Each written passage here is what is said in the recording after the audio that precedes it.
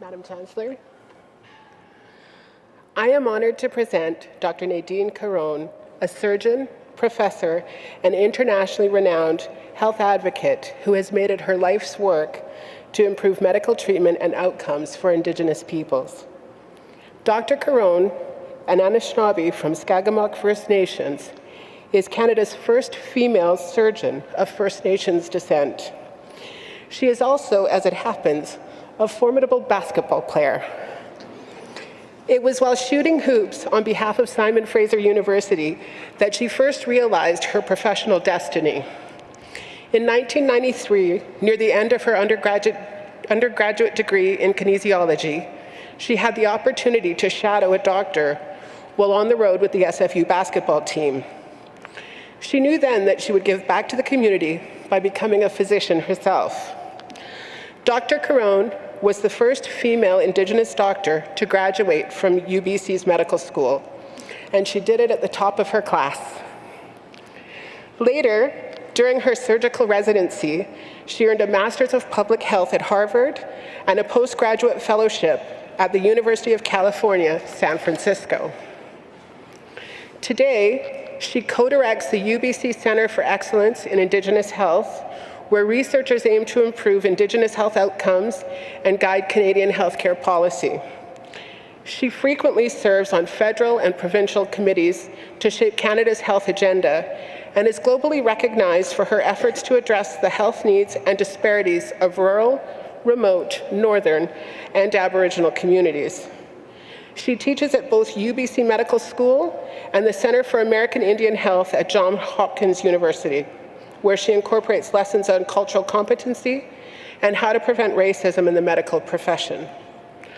Among her many lofty honors, Dr. Caron most recently earned a 2017 UBC Medical Alumni Association's Wallace Wilson Award for High Ethical Standards and Outstanding Leadership, and in 2016, the Thomas Dignan Indigenous Health Award from the Royal College of Physicians and Surgeons. But the recognition that she values most comes from the grassroots, the very real patients that she continues to treat in her own personal clinical practice. Madam Chancellor, in recognition of her commitment to and advancement of Indigenous health research, education, advocacy, and reform, I ask that you confer upon Dr. Nadine Caron the degree of Doctor of Science, honoris causa.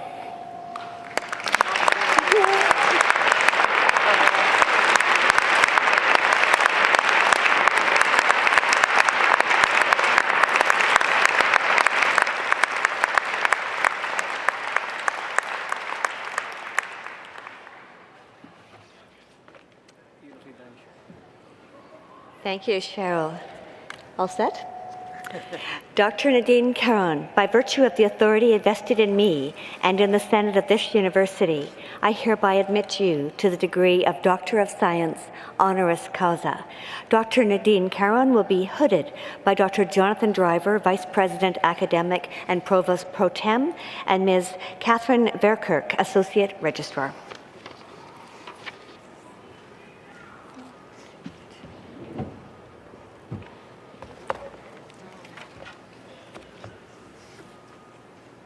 Congratulations.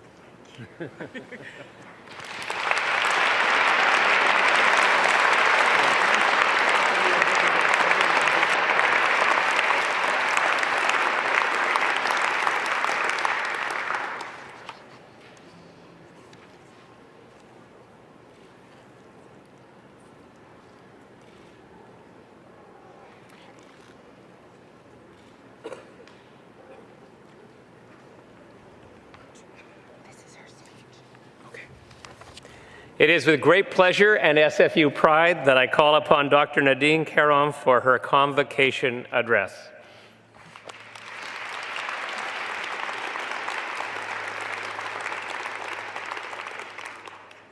Thank you, Cheryl, President Petter, Chancellor Giordini, distinguished guests, graduates, families, and friends. I would like to acknowledge that this beautiful land upon which we gather, this home at SFU where I first delved into post-secondary education, is the traditional unceded territory of the Coast Salish peoples. Graduates, have you ever reflected back on life, your education, and identified a moment that became so critical to where you are or who you have become? I have. And on preparation for today, I thought I would share with you a story. Ready? Okay. The spring after my grade 9 basketball season, my junior high school coach, Mr. Lee, asked me to try out for the BC provincial basketball team. Crazy. No one from my school had ever done that, tried out, let alone made it. It would require me to travel to Vancouver and try out with girls who had fancy gyms and came from championship teams. I decided to give it a go. It meant early morning workouts, evening workouts, drills at home, and the last couple of months of school just whizzed by until before I knew it, I was in the car with Mr. Lee heading to Vancouver. We pulled up to the gymnasium. I remember how I felt: nervous, nauseated, anxious, scared. The gym was huge. The concrete steps leading up to it were as wide as a house.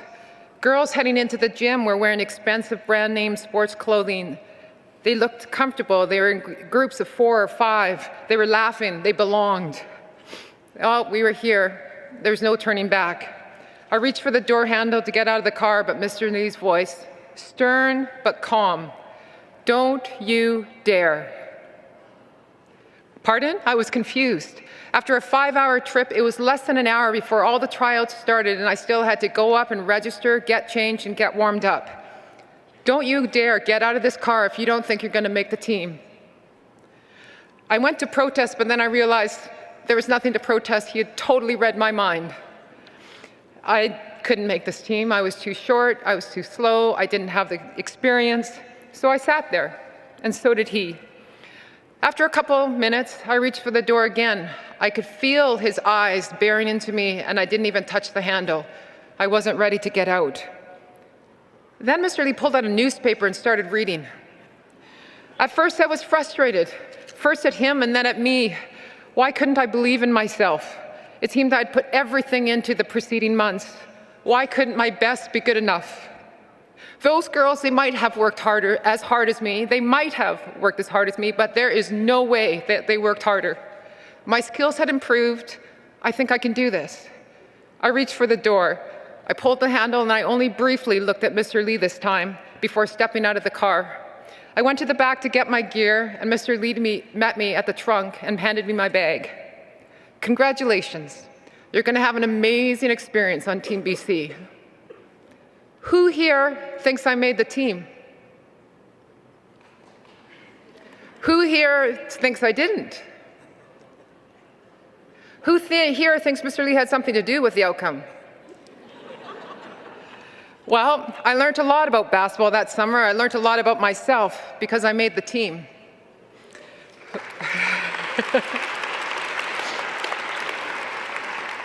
You know what? Life is a labyrinth of past. When looking back, we can only see the ones we took. But I see a chain of events. Making that team meant playing the summer with Coach Allison McNeil, here in the audience in the second row, who went on to coach SFU's women's basketball team just as I was graduating from high school. Not a coincidence that I jumped at the opportunity to play basketball at SFU because Allison was the coach, with many of my teammates from that exact team. Being at SFU opened the doors to study kinesiology that I'd never even heard of before I became a student at SFU. But I can never be thankful enough to find something that I love studying so dearly. After my last basketball season at SFU, I had the opportunity to meet Dr. Edwards, a surgeon who let me shadow him for a summer when I was invited back to Tennessee, where SFU played our last game at the national championships. Not a coincidence that this experience with Dr. Edwards crossed my path just as I needed a map to figure out where my next journey in life was going to take me. Using what I learned from the classrooms at SFU, but holding on dearly from what I found on the basketball court. Dr. Edwards made me realize that surgery was what I wanted to do with my life, that the operating room would actually be my next basketball court. My career would be benefited from these athletic traits that really aren't athletic traits at all. I think you all have them because of the success of being here today. Teamwork, responsibility, commitment, work ethic, communication, passion, passion. The chain of events goes on. I decided to share this story with you because I wonder where I would be if these critical moments did not cross my path. Over the years, I thought back to sitting in that car on that hot day as I transitioned from a frightened, nervous little girl who felt over her head and out of place to, in a few minutes, an athlete who valued what I had done and earned my chance to simply give it my best and put everything out there on the court. I can imagine, and I assume with great accuracy, that what would have happened if I entered that gym in the state of mind when we first arrived with Mr. Lee, it would have been a disaster. I would have left that gym with a list of reasons why I did not make that team. Thinking that my best would never be good enough is what I would have left with that summer. What if Mr. Lee wasn't there?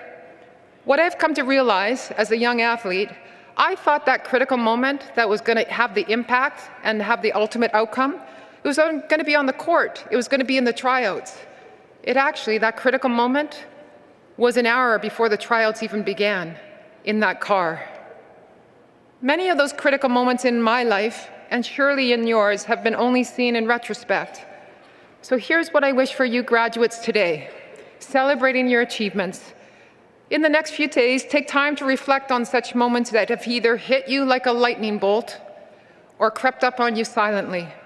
Learn from them. As hidden within them, I believe, is an understanding about yourself.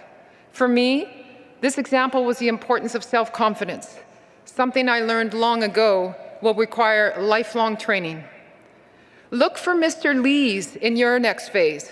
Whether it's a job decision, education choices, a career to chase, do not be afraid to hold on to your mentors and do not be afraid to find new ones. But there's that responsibility. Realize that by who you are, a graduate of this great university, that you now carry a power. All of us can be a Mr. Lee to someone else. Indeed, as you move from a student to a teacher in this classroom of life, don't underestimate the power of what you have to give. I will end with an ancient proverb that I love, and I put it to you as graduates of 2019. A society grows great when old men and old women plant trees in whose shade they know they will never sit. Listen to these words. A society grows great when people plant trees in whose shade they know they will never sit. We must all give back. So graduates of 2019, plant trees. Real, philosophical, plant trees. Thank you to SFU for this incredible honor. Thank you for letting me come home. Chi miigwech.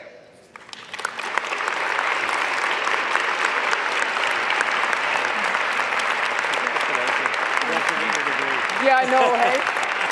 Took me a long time.